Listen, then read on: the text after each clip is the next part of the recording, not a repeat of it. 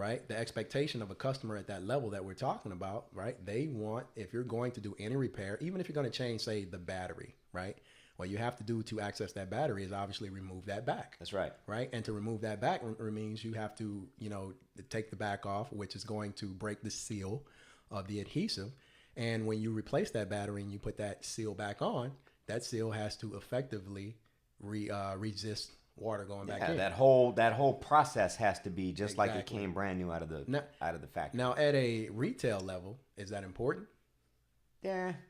Is the customers, I mean, that's semantics, right? That's kind of the question. Knowing what we know now, that important? Well, it kind of is. Yeah.